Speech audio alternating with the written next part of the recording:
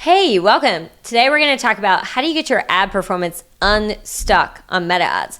I have 7 things to share with you today. We're going to dive right in. The only thing that I want to say is this is a lot of information in one video, and I'm going to just keep it super dense for you. What I want you to do is pick one thing that really resonates with you, that you feel like is probably the biggest issue that you find in your account, and focus on that. You can always come back to this video later and look at other things, right? But that way you keep it super actionable, even though I'm going to be giving you a lot of information. And then if you want to see more of any one thing that I talk about, just ping it to me below in the comments, or you can DM me on any of my social channels. My inbox is always open, and I'm happy to make more specific content toward whatever it is that you're wanting to know more about. So let's dive in. The first thing is goals. If you see me looking down, I just have some notes here to keep us on track so I can go really fast for you. So the first thing is goals. Everyone talks about setting goals, right? And I found that it was often very unhelpful, because if you're in the position where your ads are not working very well, then you're like, duh, I'm not hitting my goal. But how does that really help me in any other way? So what I learned to do was I set up 3 zones for myself and for my clients when I'm running my ads or my clients' ads. And I call these red zone, yellow zone, green zone. And then sometimes I kind of add on this scale zone in the end, which I make like double green or something, you know? But let me explain to you what these zones are and why they matter. Red zone should be the cost per action, whatever the action is. So your cost per lead or your cost per purchase or your ROAS goal, whatever that North Star goal is of yours, it should be like, this is absolutely not working, and I have to just cut all of my campaigns and turn everything off because I'm losing so much money. Like, it makes no sense. It can also be like, I have 1 more week of this or 2 more weeks, but like pretty much I got to turn this off if it doesn't change drastically. Yellow zone is, it's not working very well. You're definitely losing money, but you're okay. You can keep doing that for a month or 2 while you're testing, so long as you know that within 1 to 3 months or a few weeks or whatever, that performance will change. And that knowing that performance will change needs to be based on action, right? So we're going to talk about that here in a second. But then your green zone is like you're making money. And the important mental shift here, when you're in red zone or yellow zone, you're trying to condense things down to what's working. So it's a contraction mode. But when you're in green zone, you're in expansion mode. Because let's say your goal is like a $25 cost per sale. And if you have one ad that's hitting $15 cost per sale and one that's hitting $20 cost per sale, they're both under your $25 cost per sale goal. So you don't want to contract down to the $15 because that means you have less money within your goal. You want to expand and you want to have diversity. The more things that you have working under your goal, the more money you will ultimately make, meaning the more money will actually go into your bank account. So your mentality has to shift in green zone to expansion mode. So sometimes in green zone you want to maintain, but sometimes you want to really start scaling. And so that's why sometimes I add on another zone, which is scale zone. And that's a hyper expansion mode where you're really just thinking about how do I make the most money possible within my goals. Now, if you're in red zone, all of the best practices need to just go out the window. Like, you can hard cut things, you can turn things off and launch something in its place. You can take a lot of risks in your ad account because it doesn't matter, right? It's not working. It's so far from working. You don't have time to slowly optimize. I find that a lot of times ads managers and ad agencies, they don't get that something's in red zone. And so they're managing the account like it's in yellow zone or green zone, which is either they're kind of like an expansion mentality, which is the worst, but more often than not, they're in the yellow zone mentality, which is they're testing and they're taking action, but not enough action. So red zone is hyper action, high risk, trying everything, not really waiting to have a ton of data. You just need to hard cut anything not working, right? Yellow zone, you still need to be in high action mode. And I also find that a lot of times ads managers and ad agencies, they don't get how high of action mode you need to be in. So I find that it's really helpful to be hey, we can be in this zone for X amount of time, but then if it's not working, we cut it. And that will motivate most ads agencies and ads managers to actually be oh, okay, I actually got to really try to get there, other than just checking the box of like, oh, I'm trying things, I'm testing, and they don't really get like the seriousness of it.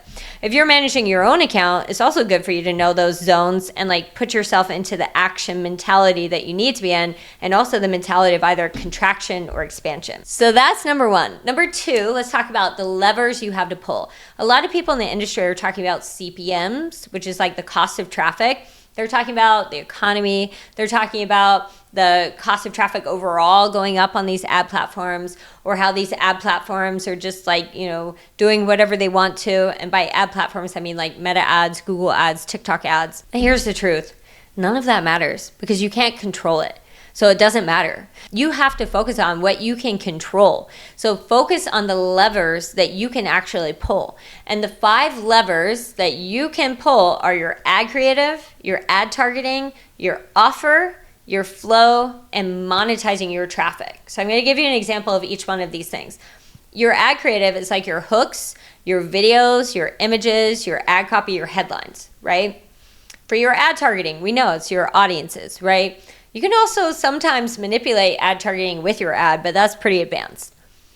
Then for your offer, that's like what you're actually offering people. For example, my skill set is paid ads. And over the summer, I tried to launch this high ticket offer that was like ROI guaranteed and come in and learn from me directly. But nobody knew me. I didn't have an audience. So people were like, I don't know who you are. I don't trust that you can get me an ROI guarantee. So what I had to do was revamp my offer. And now I'm launching some really affordable, low cost courses to start building people's trust in me. And then eventually I will build some kind of higher ticket product to be able to be more one-on-one with people and interact with people more directly. So that's an example of needing to change your offer. A flow, there's a couple of examples I have for you. One of my friends, Amanda, is running messenger ads. So the flow for her is people click on the ad, they message her through DMs, and then she schedules a call with them, and then she sells them on a sales call. My friend Morgan is running literally the same type of high ticket offer, but her flow is people click on the ad, they go to a website, they fill out their lead information, and then they get a couple of emails, and then she schedules a call with them and gets on the sales call with them. The cost of these 2 campaigns are different, but the engagement of the customer is also different. It's usually a lower cost to get a message because it's pretty easy for somebody to just DM a quick message, but then that customer is not very engaged, right? So it's a little bit harder to close them on a sales call. And then on the lead side, maybe the cost per lead is higher, but then by the time somebody gets through and is really consuming email content and scheduling a call, they are way more likely to close. So that's an example of testing a couple of different flows for your business. Another reason that you might want to test a flow, I was just auditing an account a couple of weeks ago, and I saw that this brand had a ton of initiate checkouts, but nobody was purchasing. And I was like, what's happening here? So I went on their website and I checked out what was happening. And on the checkout initiated, guess what was happening? Shipping was being added on. So suddenly people were seeing $7 shipping on this product that only costs like $35, and it shocked them, and so they dropped off. So one of the things that you can do with your flow, if you're seeing people drop off, you can change your flow. So we could put shipping in the beginning so that people aren't as shocked by it at the end, or we could even add it into the price point there, and then they don't even have to worry about shipping, right? They can just decide if that cost makes sense for them, and that might be a better flow for them to go through to purchase, right? So those are a couple of examples there. For that same particular audit, it was interesting because their cost per purchase, their hook rates, their click-through rates, their cost per clicks, everything looked golden, but they were not making money. And the reason is because they were only selling one-off products that cost $30. So that's not going to be very easy to monetize. And one way that we could help monetize that is by trying to help them sell more products every time that they have a customer. So instead of selling 1, sell 3, right? Or create some kind of program where they can gift some to their friends or family or whatever, right? So that's an example of monetizing the traffic more. For every click and every customer that you get, trying to increase the value of that customer as much as possible. So let's move on to number 3. Number 3 was the biggest turning point in my career. It was the thing that really made me finally be able to start consistently driving performance for my clients. And that is the difference between what you see as performance and what the algorithm sees as performance. So when you're probably looking at things like ROAS, cost per purchase, or cost per lead, right? But the algorithm is looking at how are people responding to your ads. So those two things can be a little bit different because your ROAS can look pretty good, but your hook rates or your click-through rates might be going down day over day, getting a little bit lower and lower. And you're still okay with ROAS. ROAS looks good to you, but the algorithm sees your performance going down. And it's going to think that something might be wrong, and it's not going to want to prioritize your ads for the highest quality traffic possible. It's going to start deprioritizing you. When that starts happening over the following few days, you will start showing your ads to a little bit lower and lower quality people. Then over the following few days, you're going to start seeing your conversion rate go down a little bit further and further, right? And then you're going to see your costs start going up. So that is an example of you have a problem 2 to 3 weeks before you actually know you have a problem. And when I started figuring that out, being able to look at that gap and start reacting over here when the problem first starts arising, then that changed everything for the way that I was able to stabilize my clients' ad accounts. And then once your ad accounts are stable, then you can start improving upon that in a stable, consistent fashion. So I have a few videos coming out about this because I'm sure your questions are like, okay, how do I set up my data so I can look at that? That sounds a little bit complicated. I have some dashboard templates that are going to be coming out that you can use that will track those things for you, where you can just take a quick glance and know what's happening. But in the meantime, I just want you to kind of have that in your mind, that there is a gap between what the algorithm sees in real time, day over day, versus what you're looking at, which might be 7, 14, or 30-day averages, okay? So once you figure out, is your ad performance going up or is it going down? And by the way, this can even be ad by ad, it can be audience by audience. Then you're gonna wanna figure out, why do you think it's going up or down? And I wanna talk about 2 different sides of this. So when you're trying to figure out why your ad performance isn't going well, your gut reaction is going to be to not spend very much time there. You're like, oh my God, this isn't going well. I've got to launch new ads. I got to launch new audiences. We just got to go, But it's so important to take a second and really calmly think, why do I think this isn't working as well? And what point do I think it's not working well? Is it the hook rate that people aren't really watching the ad anymore? Is it that people aren't clicking? Is it that people are clicking, but they're just not buying for some reason? Are they adding to cart? Are they purchasing? Or is it just like they click to the landing page, but they're not filling out the lead information anymore? All of that is really important to try to understand. And not just to understand one potential reason, but to try to lean into what I call divergent thinking, which is asking yourself, what else could it be? So if you think that maybe your ad is saturated, for example, then the action item there would be to just launch a new ad because people are tired of the ad that you're showing them. But with divergent thinking, it could also be that your audience size just isn't large enough, and that no matter how many ads you launch, they're going to saturate quickly and you're on a hamster wheel. So you want to expand your audience size, which will help your ads have more longevity. So that's an example of having 2 different potential options and then planning out action items according to both. If you're just frantically trying to take action, you're not going to have the calm mentality necessary to come up with a few different options. And you could miss the ultimate reason why your ads aren't performing as well. So that's on the not performing well side. What I find is a huge missed opportunity for most brands is once your ads are working well, you kind of have this feeling of oh my God, finally we did it. And a lot of times you're a little exhausted because you've been really, hustling and testing a lot of things, and you're like, oh my God, this feels so good. We finally made it. What most brands miss is leaning in at that point. And it doesn't mean that you have to lean in forever, okay? But lean in one more time and ask, why do I think this is working well? And try to figure out, with divergent thinking, a few different options for why you think it's working well, and take action in those directions. That will allow you to get to a new baseline. And what that does is it helps you actually be improving your performance rather than just getting to the goal and then sliding back and then getting to the goal again and then sliding back. It allows you to get to the goal and go further. And then if you slide back a little bit, it's okay because you're still above the goal, right? That is such a hack for improving your ad performance. And it just takes that extra step at the very end once you find something working, but it works like a charm. And I just want to confirm with you, it is possible to actually learn concrete things from your ads for why they're working.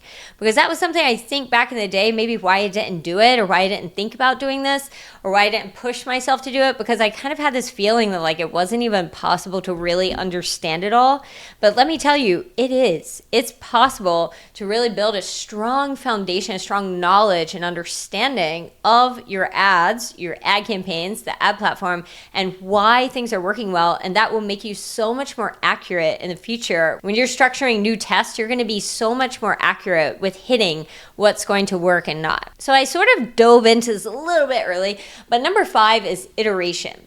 And what we just talked about with coming up with a few different reasons why your ads maybe are working or not working, and then trying to go further in that direction, that is iterating. So an example of that would be like if you have an ad that the hook is working really well, but it could be the first 2 seconds of the video, it could be the text on the video, it could be the first 3 seconds of the video script, whatever the talking is over the video. It could be like the first line of your ad copy, it could be your headline, and it's probably a combination of all of those things, but one of those elements is probably more responsible than others for the ad performance. So for example, if you're like, I think the text overlaid at the top of this video, you might have like a headline that says something like, become a personal trainer today, or whatever it is, right? Whatever the product is. It's important to iterate on that, meaning that you take that same text and you put it on 3 other videos and you confirm whether or not that's true. Is it true